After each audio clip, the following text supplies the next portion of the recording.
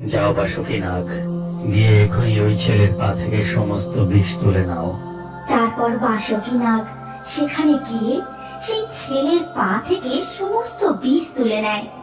সমস্ত যাত্রীগণ অবাক হয়ে সেই স্বর্গীয় দৃশ্য দেখতে থাকে, আর সাথে সাথেই ছেলেটা পুরোপুরি সুস্থ হয়ে যায়। শ্রাবণ মাস, এই সময় আবহাওয়া ভিন্ন ধরনের। কখনো ঝিরিঝিরি বৃষ্টি হচ্ছে, আবার কখনো কাঠ ফাটা রোদে প্রাণ অষ্টাঘাত হওয়ার জোগাড়, আবার কখনো আকাশটা মেঘ ছাই করে রয়েছে। শোনা যায় এই শ্রাবণ মাস বাবার মাস, অর্থাৎ দেবাদিদেব মহাদেবের জন্ম মাস। তাই আবারও শয়ে শয়ে ভক্তগণ বেরিয়ে পড়েছে তারকেশ্বরে বাবার মাথায় জল ঢেলে বাবাকে সন্তুষ্ট করতে।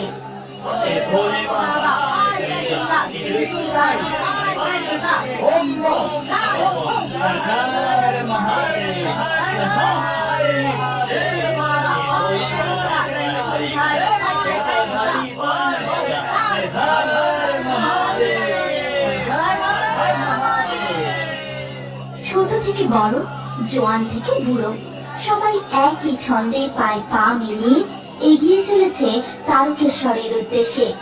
দূর দূরান্ত থেকে তারা পায়ে হেঁটে এখানে আসে নিজেদের মনস্কামনা পূর্ণ করতে। এইভাবে দিনের আলো পেরিয়ে ধীরে ধীরে সন্ধ্যা নেমে আসে। এমন সময় এক বৃদ্ধা বলে, বাবা পার করেগা, ত্রিশূলধারী পার করেগা। আমি যে আর হাঁটতে পারছি না বাবা। তখন সেই বৃদ্ধার ছেলে বলে, মা, তোমাকে কতবার বারণ করলাম, এই বয়সে তোমাকে আর আসতে হবে না। তুমি আমার কোনো কথাই শুনলে না। এবারে না হয় আমি একাই আসতাম। না রে খোকা, যতদিন বাবা টানাচ্ছে ততদিন যাই। বাবা না ডাকলে কি কেউ আর যেতে পারে? ঠিক আছে ঠিক আছে, এখন তুমি ওই ফাঁকা জায়গাটায় বসে একটু জিরিয়ে নেবে, চলো তো, তারপর না হয় যাওয়া যাবে। তারপর বৃদ্ধার ছেলে ধরে ধরে বৃদ্ধাকে নিয়ে যায়। কিন্তু হঠাৎ করে অন্ধকারে ঘাসের মধ্যে সে একটা সাপের লেজে পা দিয়ে দেয়, আর পা দিতেই কি হলো, কি হলো খোকা তোর? তুই এইভাবে চিৎকার করলি কেন? ততক্ষণে বৃদ্ধার ছেলের মুখ দিয়ে ফেনা বেরোতে শুরু করেছে। তখন পাশের এক ব্যক্তি বলে, দেখি এই ছেলেকে যে সাপে কেটেছে। ওই দেখো সাপটা যাচ্ছে। আমার কি সর্বনাশ হলো গো! তোমার কেমন বিচার বাবা! সেই কোন দূর থেকে মনে ভক্তি নিয়ে তোমার ধানে জল ঢালতে যাচ্ছি, আর সেখানে যেতে গিয়ে কিনা এমন বিপদ! রক্ষা করো বাবা, রক্ষা করো, আমার ছেলের প্রাণ তুমি ফিরিয়ে দাও। তখন স্বর্গে বসে দেবাদিদেব মহাদেব, তোদের শ্রদ্ধা ও ভক্তি দেখে আমি সন্তুষ্ট হয়েছি। আমি আমার কোনো ভক্ত বা যাত্রীগণকে কখনো নিরাশ হতে দেব না। সমস্ত বিপদে আপদে তোদের পাশে ঢাল হয়ে থাকবো। যাও বাসুকি নাগ, গিয়ে এখনই ওই ছেলের পা থেকে সমস্ত বিষ তুলে নাও। মহাদেবের আদেশ মতো বাসুকি নাগ মহাদেবের গলা থেকে নেমে মর্তে সেই যাত্রীদের কাছে যায়। তাকে দেখে এক যাত্রী বলে ওঠে, ওই দেখো, আরো একটা কালো সাপ আসছে, এক্ষুনি ওটাকে মেরে ফেলো, না হলে আবার কাউকে কামড়ে দিতে পারে। না না, এই সাপটাকে মেরো না গো। এই সাপটাকে দেখেই অলৌকিক মনে হচ্ছে, নিশ্চয়ই প্রভু রক্ষা করবেন। তারপর বাসুকি নাগ সেখানে গিয়ে সেই ছেলের পা থেকে সমস্ত বিষ তুলে নেয়। সমস্ত যাত্রীগণ অবাক হয়ে সেই স্বর্গীয় দৃশ্য দেখতে থাকে, আর সাথে সাথেই ছেলেটা পুরোপুরি সুস্থ হয়ে যায়। জয় ভোলা মহেশ্বরের জয়, জয় দেবাদিদেব মহাদেবের জয়, জয় দেবাদিদেব মহাদেবের জয়। তারপর সেই বৃদ্ধার ছেলে বৃদ্ধাকে কাঁধে তুলে নিয়ে এগিয়ে চলে। এমনই এক সোমবারে তারকেশ্বরের মন্দিরে জল ঢালতে বেরিয়ে পথের পাশে এক চায়ের দোকানের সামনে চার বন্ধু, কিরে ভাই, অনেকক্ষণ তো বিশ্রাম নেওয়া হলো, এবার চল হাঁটা শুরু করি। আরে এখনো অনেক পথ হাঁটতে হবে যে। আরে ভাই, আমি আর পারছি না, আমার পা দুটো একদম চলছে না, আমি আর যেতে পারবো না। আমি এখান থেকে ট্রেন ধরে বাড়ি ফিরে যাচ্ছি। আমি তোরা যা ভাই, আমিও আমাদের সাথে বাড়ি ফিরে যাচ্ছি রে। ঠিকই রে, বাবার মাথায় জল ঢালতে বেরিয়ে অর্ধেক রাস্তায় এসেই তোরা বাড়ি ফিরে যাবি? এই এটা কি করে হয়? এতে যে বাবা রুষ্ট হবেন। চল না, দেখবি আমরা সবার সাথে হাঁটতে হাঁটতে ঠিক পৌঁছে যাব। আমার মনে অনেক ভক্তি আছে, বাবা তাতেই সন্তুষ্ট হয়ে যাবেন। ও তারকেশ্বর গিয়ে জল ঢালার আমার আর কোনো ক্ষমতা নেই। আমি আর পারছি না রে, আমি এখান থেকে বাড়ি ফিরে যাচ্ছি। এই চার বন্ধুর সমস্ত কথাবার্তা স্বর্গে বসে বসে শুনছিলেন নন্দী আর ভৃঙ্গি। আর তাদের এই সমস্ত কথা শুনে তারা বলেন, তবে রে বেটা, বাবার মাথায় জল ঢালতে বেরিয়ে অর্ধেক রাস্তায় এসে তোরা ফিরে যাবি বলছিস? দাঁড়া, তোদের মজা দেখাচ্ছি। কিরে ভেঙ্গি, আমি যেটা ভাবছি তুইও কি সেটা ভাবছিস? তারপর চায়ের দোকানে বসে চার বন্ধু হঠাৎ করে তাদের পিছন থেকে এক ভয়ঙ্কর গর্জন শুনতে পায়। এই, এটা কিসের গর্জন রে? ওই দেখ, পিছনে দুটো খেপা ষাঁড়।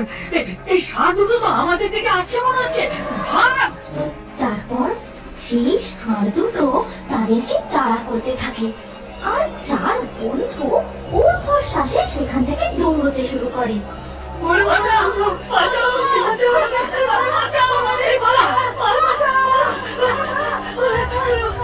তারা দিক বিদিক শূন্য হয়ে মাঠ পেরিয়ে এগুলি সেগুলি দিয়ে দৌড়তে থাকে, আর সেই ষাঁড় দুটিও সমানে তাদের তাড়া করতে থাকে। তারা যেদিকেই যায় সেই ষাঁড় দুটিও তাদের পিছু নিতে থাকে।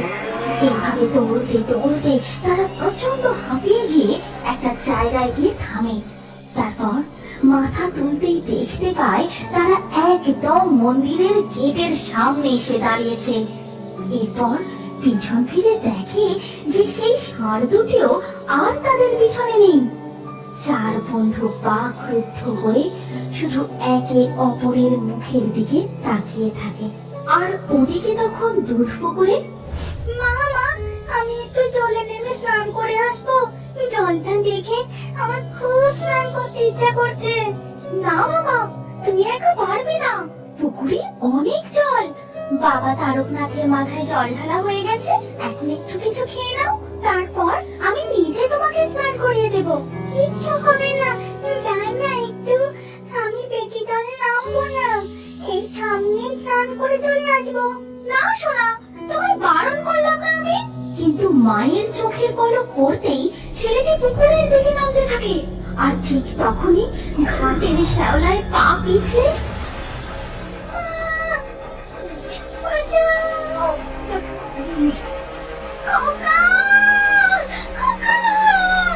কিন্তু সাথে সাথেই ছেলেটি পুকুরের গভীরে তলিয়ে যায়। বাচ্চা ছেলেটির মা পাগলের মতো কাঁদতে থাকে, কেউ আমার ছেলেকে বাঁচাও, আমার ছেলে তো জলে তলিয়ে গেল। হে বাবা, তোমাকে দিয়ে পাবে, এ তোমার কেমন লীলা? তুমি তো আমার কোল ভরিয়েছিলে বাবা, তবে আজ কেন আমার কোল খালি করে দিচ্ছ? দিন রাত তোমার কানে পড়ে থাকবো বাবা, শুধু আমার ছেলেকে ফিরিয়ে দাও, আমার ছেলেকে ফিরিয়ে দাও বাবা। ঠিক তখনই হঠাৎ করে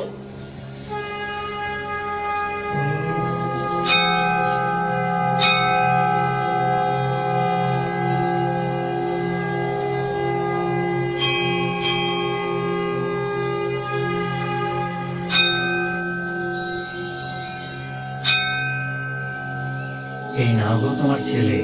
বাচ্চা ছেলেকে কেউ এইভাবে পুকুরে নামতে দেয়? ভাগ্যিস সেই সময় আমি স্নান করছিলাম, তাই তোমার ছেলেকে বাঁচাতে পারলাম, না হলে আজ কি দুর্ঘটনা ঘটতো বলো তো? তুমি চিন্তা করো না মা, তোমার ছেলে একদম সুস্থ আছে। ভোলা বাবার পুজো দিতে আমার দেরি হয়ে যাচ্ছে, আমি মন্দিরে যাই। এই কথা বলেই সেই লোকটি পুকুর ঘাট থেকে মন্দিরের ভিতরে চলে যায়। বাচ্চাটির মা শুধু এক দৃষ্টে তার দিকে তাকিয়ে থাকে, কোনো কথা বলে না। তারপরে পুরোহিত মশাই বাবা তারকনাথের পুজো করবে বলে মন্দিরে প্রবেশ করেন, আর মন্দিরের ভিতরে দেখে